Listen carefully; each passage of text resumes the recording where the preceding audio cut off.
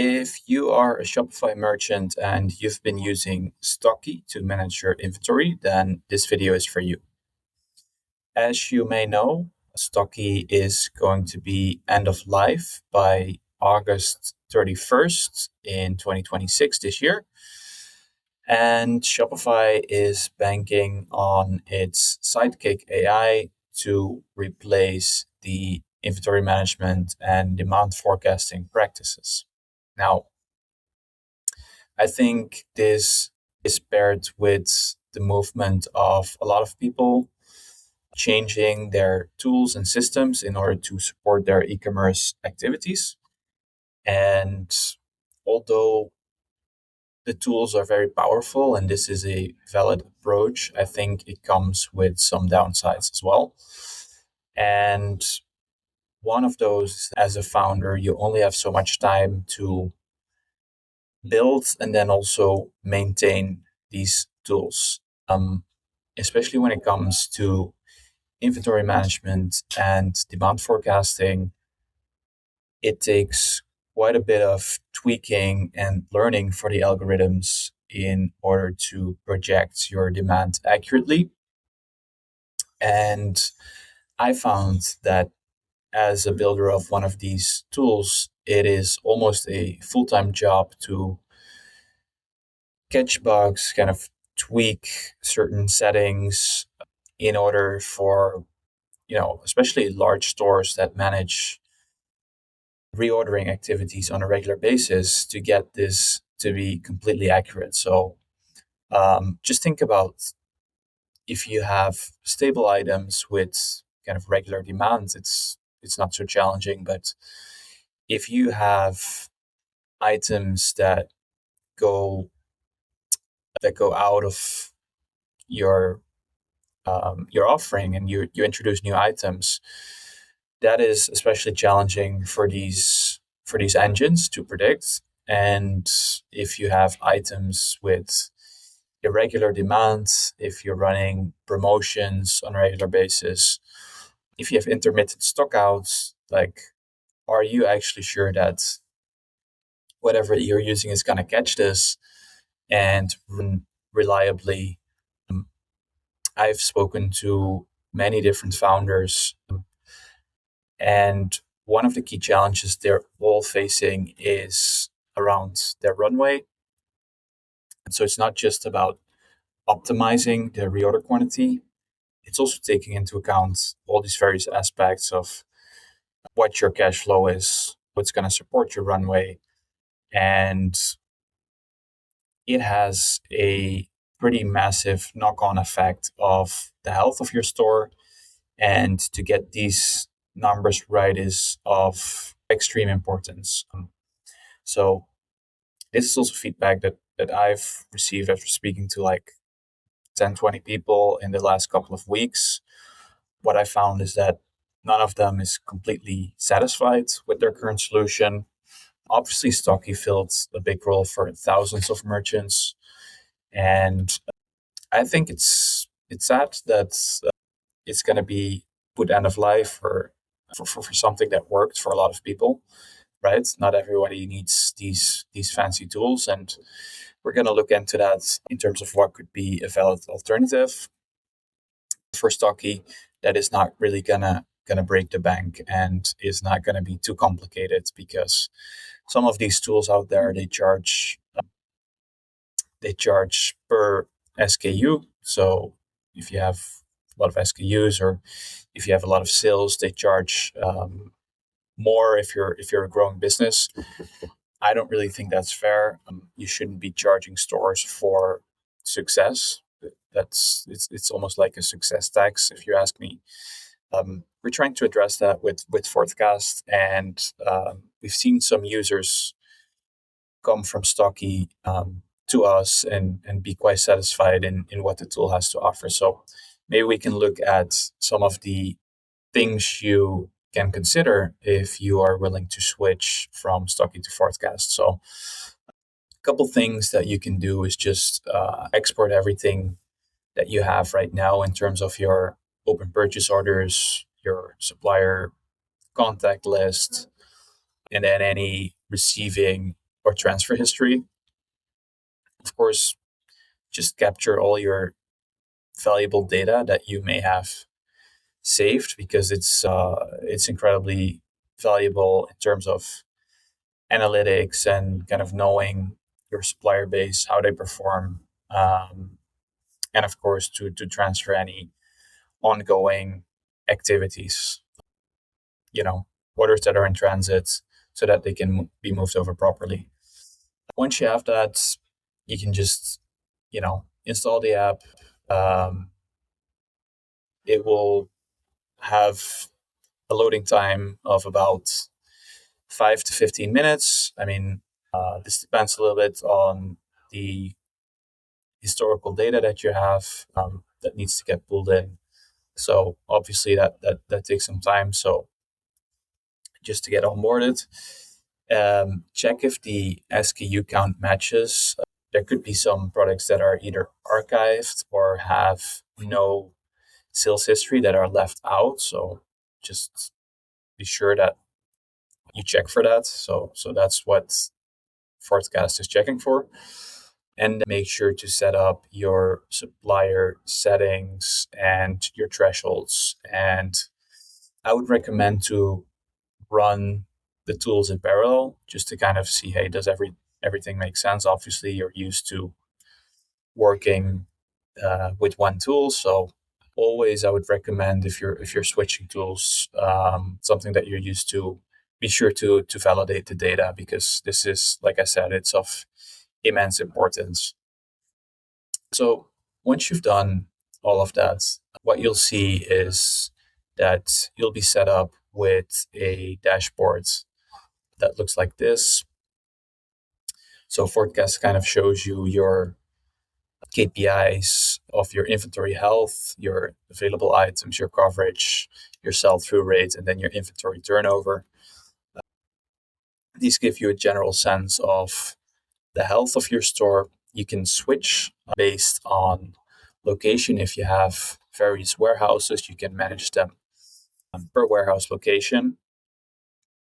And then the replenishment tab, or the replenishment report, just gives you a good overview of any of your items that are due for reordering. So in the basic sense, it just tells you what to reorder, how much to reorder, and when to reorder. So you don't go out of stock or have too much inventory on hand. Now, you can move this around a little bit, because everything is embedded within Shopify. So the look and feel is kind of similar to what you're used to in Shopify. Um, you can change or customize anything. If you're saying, okay, I've seen my health bar, I don't need to see it, I don't want to see all my table columns, you can simplify the view so that it doesn't look as noisy, while at the same time you can see as many of your products or SKUs as possible. Now, what's very important is that you set up your suppliers. So these are the suppliers. You can load them in the settings section, just to make sure that it's similar to what you would have in Stocky. And you can also do a bulk upload, but if everything is set up in Shopify itself, it should pull your suppliers by design so that everything is there. And then also, if you go into settings, you can set up your lead times and order rules. You can also do it inline. So if you click it, you can just change your lead time here. You can set any MOQ or case size. And based on that, of course, the algorithms behind this, which is like a blend of statistical analysis and machine learning, the models have been trained over time on data to perform optimally. And obviously, this is something that would be very hard to emulate if you would build something like this by yourself. We've trained this over a lot of data that we have from other merchants, so that we're sure that everything runs as it should.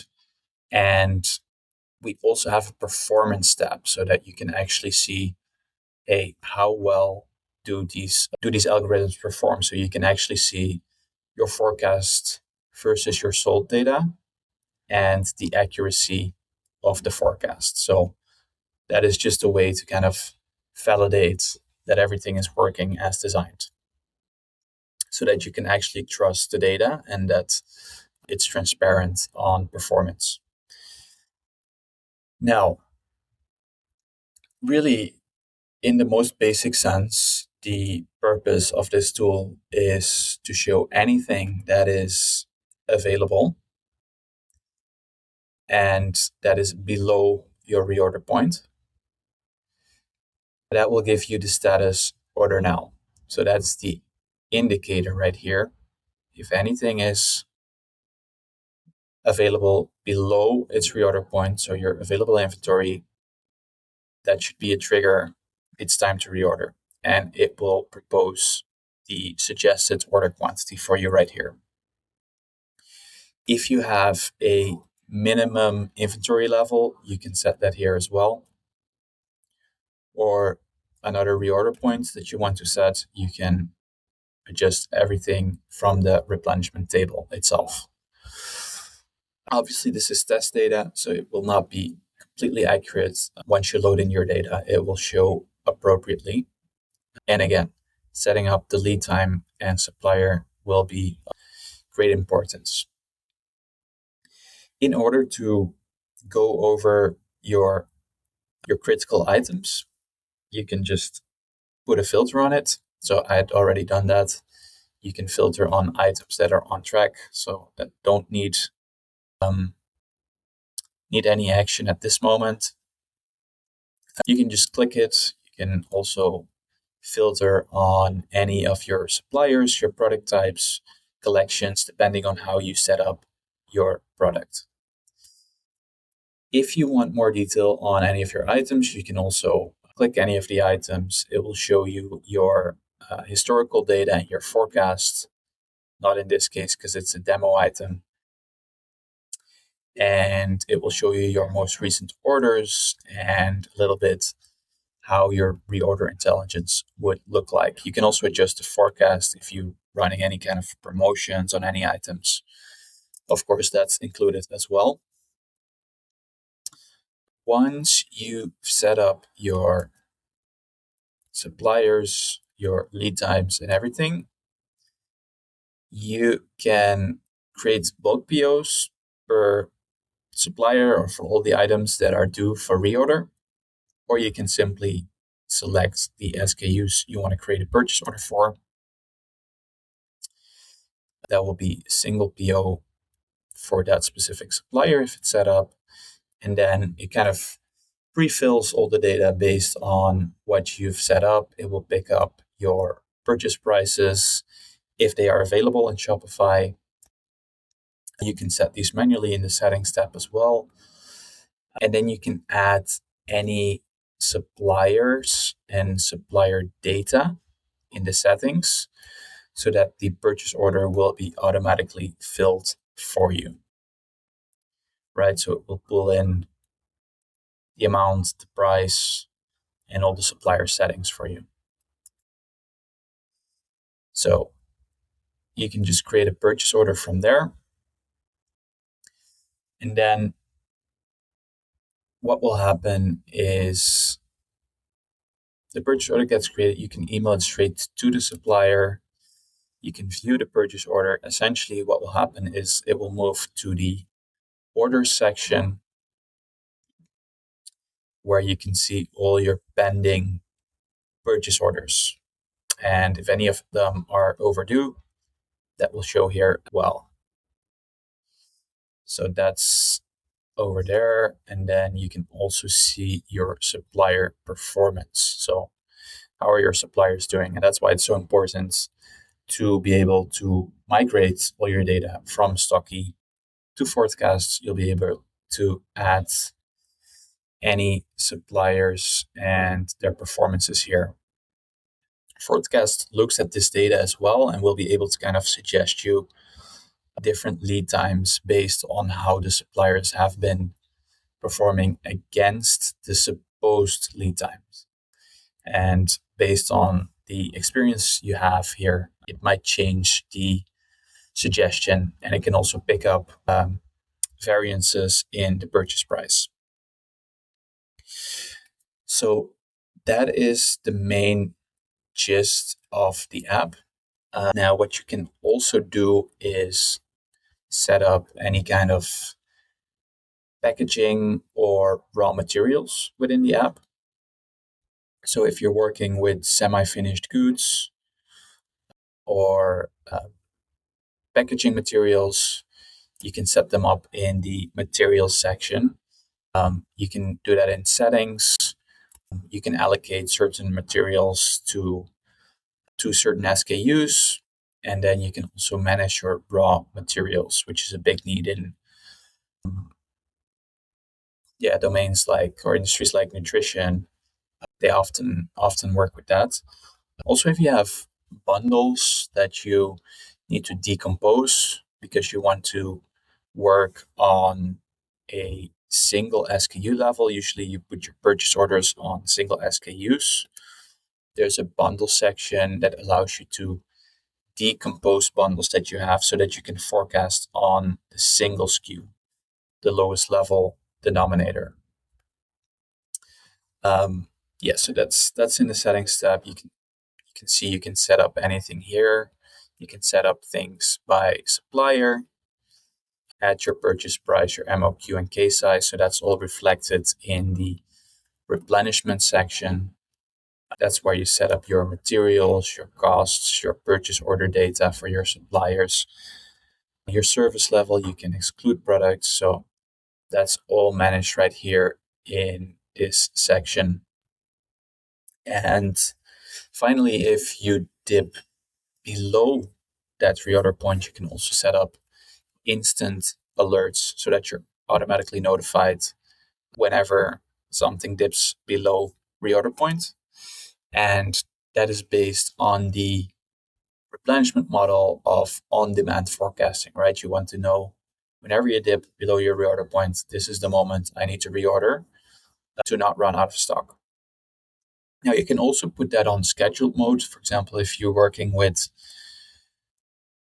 a set cadence of monthly reordering, if you have certain containers coming in, you can put that on scheduled mode, and it will change the view of your inventory settings.